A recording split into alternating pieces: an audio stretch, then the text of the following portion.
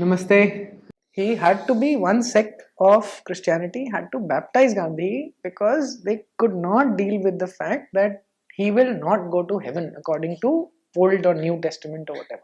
There is some value in figuring out, putting together some sort of project to figure out when did the emphasis on the need for conversion happen? In the manner in which Christianity and Islam approached it. See, conversion through a dialogue process is I'm going from place to place, I'm speaking, and people are. That's been part of the Indian civilization all the time. So people accept what I say and become my follower. they become Buddha my did followers. that. It is me spreading knowledge rather than seeking to convert. So there is that underlying fundamental difference. I mean, it may look as if somebody is getting converted. It may look as if a Buddhist has become a Vedic following the Adi Shankara. But the intent is to demystify. It's a knowledge-oriented process. They're simply, it's not the religion that they're following, they're simply following a guru. No, I'm making a slight difference here. It is not the desire to seek you to. I mean, it's a desire to say, I am right and what you're saying is not right. That is the primary driver. In Islam and Christianity. No. I'm talking about Indian tradition. Shankara. Okay. Shankara is saying that this is Advaita is right, and that is what you are saying is not right. And so it's a debate over who is more right. The driver for the debate is to test yourself, to test your theory, to test your hypothesis, test your knowledge against somebody else's knowledge to see, can there be a flaw in what I am saying? Sure. Therefore, if one can't find the flaw in the other and the other can find flaw in the first, because the pursuit was of truth and it was not holding on dogmatically to what you have, is that you will find that people will change. Because there was the pursuit of truth, the pursuit of knowledge was the essential feature of the Indian character. And therefore they would. Superficially, it will look like conversion. Superficially, it will look like Adi Shankara because that is the term that gets used in English conversation. They say Adi Shankara went through India and converted and reconverted people back to Hindus. Yeah, when they have to deride, especially new Buddhists, when they have to even hardcore Hindu right-wing fellows use the exact same language. That reconverted back to Hinduism. See, these are failings of the language. It's not, and when you look at it superficially, it does look like that. I mean, you can, if you say what is conversion, it fulfills the tick marks for conversion. That conversion, especially when right wing says that, just wanted to add here is a failing to see Buddhism as its own. Basically, Buddha was not ever trying to create a new religion or it was basically just his ideas, his experience, and he's simply sharing it. So sharing. And that's possibly what Shankaracharya is also doing. Correct. They have different perspectives. Buddha is addressing suffering. So absolutely. So they are these, that's the approach that you have. So the reason why I brought it up is to make the distinction between the terms conversion, because we tend to use them so evenly across the board, is that what are driving the process in the Indian subcontinent was a different desire, a different need. What I'm not sure, and I suspect that was the global driver at some time. It keeps coming back to haunt me that our civilization has a global, I mean, all our scriptures don't limit themselves to geography. Yeah, or to a set of people. So they are they cut across geographies. Now, the first time, so when I look at the Semitic faiths, when you look at Abraham and Judaism says it is for that tribe, it is for those people. They are not seeking conversion. In fact, you cannot convert to Judaism. So it is basically just a club that you can be born into, but otherwise, if you're not born into it, too bad. So Judaism as a Semitic faith, and the others are progressions from here, but as a Semitic faith is very close and it's not open to anybody, and it's You're either born into it or you're not. Something happens as you become Christian is that the need for conversion steps in. So I am not sure where in any biblical scripture the process, yes, because when Christ is doing it, I'm assuming that he's having conversations just like Buddha or Adi Shankara are having. But somewhere after Christ, because after Christ it disappears for 300, 400 years and then it sort of picks up once again. Because until that time, until the Romans adopt Christianity, it essentially is conversations, persuasion, getting people to experience things, getting people to experience mystical things, etc. So all of Bible is based on that. Something snaps or something changes, and I've never been able to put a finger on it. Maybe it's just politics. Maybe it's just political domination. Could be. And that's possibly the idea of Christianity post it enters Rome. But let's see, take that conversation further. So something changes where they say, so they sort of gather because all information is all over the place. So there's a gathering of many gospels and a Bible is created of some sort where some gospels are rejected, and so this happens under Constantine in 400 odd AD. And then there is this, from that period onwards, and I don't know where it happens, but until the birth of the Prophet or the coming into existence of Islam, you'll see, if you look at that period of time, is that force begins to be used to convert. This whole idea that you will go to hell if you don't follow comes into existence. So the many features that you attribute to what you were describing in terms of an Islamic context actually happen in that period, start in that period. And that is where they come up with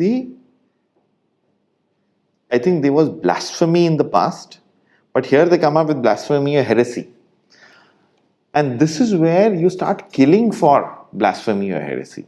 I don't think in the Judean context whether they're killing. I think firstly the idea of killing a non-believer or something, I think comes from the Old Testament. I don't know enough about this, but I think from whatever I've heard, it comes from there.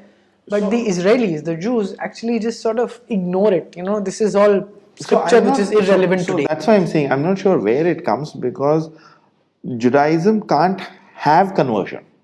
So there's no, I mean, the instruction in Judaism blasphemy possibly is not for the outsider, but for the people inside. For the people inside. So it's not, because they are not seeking to convert. And they are not seeking to kill anybody who is not. Because this is for a closed tribe. This is for Abraham's tribe. Blasphemy is for within, but okay. People and for these people, the instruction is, you shall not follow false gods.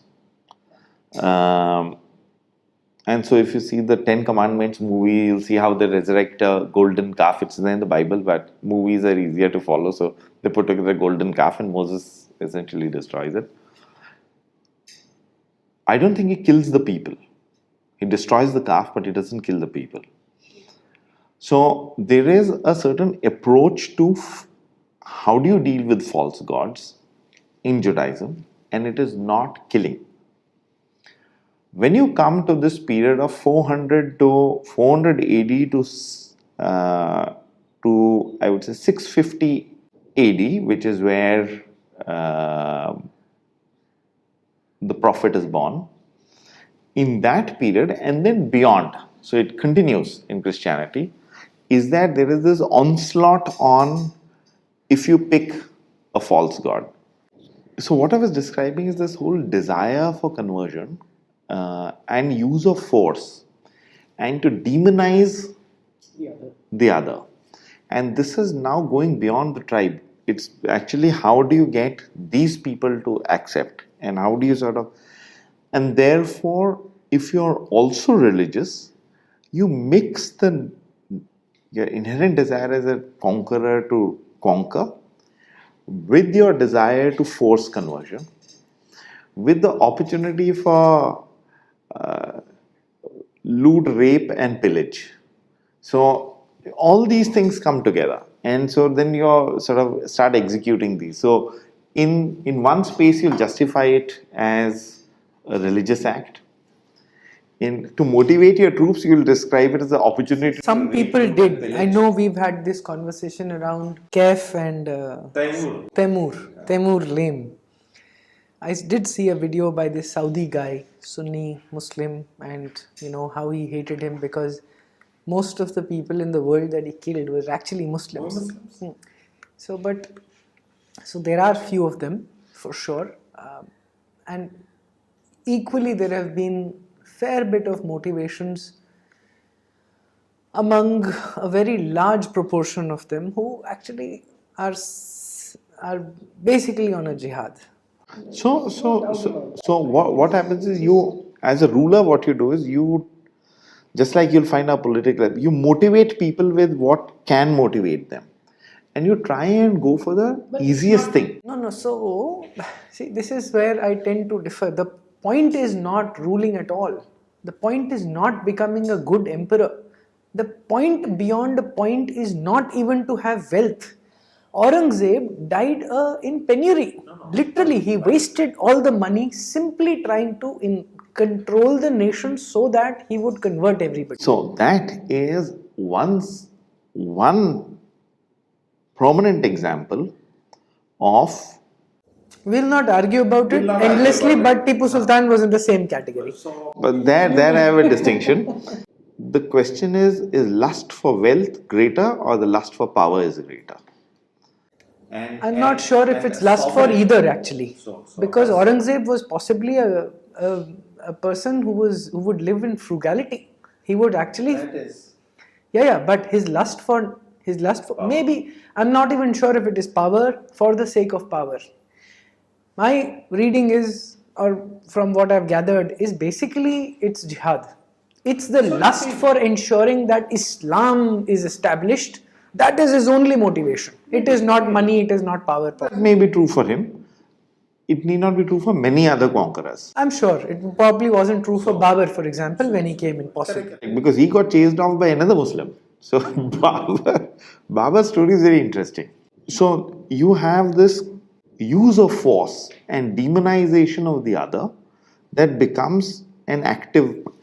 Remember that this is used mostly against their own people, what they describe as pagans in the Christian times.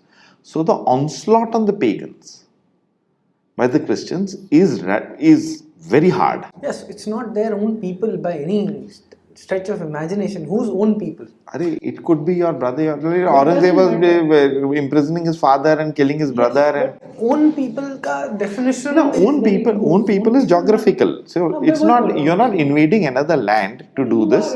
You are hammering your own chaps. Yeah, I don't know who is own, right? For the Brits, the French are not own, the Germans are not own. The Brits are own, no? Those who live on Britannia are their own. Their sense of identity of who they are is defined now by this cult of Christianity or later Islam, of the Ummah. So let's look at Britain. Britain massively persecuted there was an onslaught against the pagans. It continues, but there was the onslaught against paganism and heresy. So this was, if we look at it in an unemotional manner, if you look at just observing that this is history without giving it any other flavor, that this is what happened. I'm not sympathetic, and when I make those statements, I have no sympathy. It's just an observation. There's no justification involved over there. So then you come to, in that backdrop, you have Islam rises and uses the same principles. Accentuates it. No. Whether accentuate or is more effective is with what they are doing, with their approach. I would tend to think that medieval Christianity was way more brutal than Islam was. And over a period of time it changes. It is fairly possible that despite what is there, that change might happen for everybody. For Islam as well, hopefully in the future. The only argument that I keep hearing is, oh, change must happen from within. I don't understand all of this. You allow them to do whatever nonsense they want to do and wait and watch while they are hammering us. That doesn't work. Remember that it's not allowing, you're nobody to allow. The change will happen. It's a process of time. If it is to happen, we're not sure if it will happen. We don't, so We'll hope whether it happens or not, that is a process of time. What you should not do is cheat yourself or fool yourself into giving somebody benefit of doubt is too weak a term, but essentially to drop your guard in a manner that exposes you to assault. Now that assault, so the dropping of the guard is where the problem is. That is when you, and I can feel some of the same sense of when you say discrimination for the Hindus, it is you bend backwards so much that in bending backwards you you crush the guys on your side who are so that is where the problem lies, and that's where you need to sort of push back, saying, I'm not saying that go and persecute the other side, but don't crush me in your quest for political enterprise. At my end, what I need to do, given what, or at our end, what we need to do, given the fact that we are put under so much historical sort of layers, is to bring back some of what we seem to have forgotten. Our technology.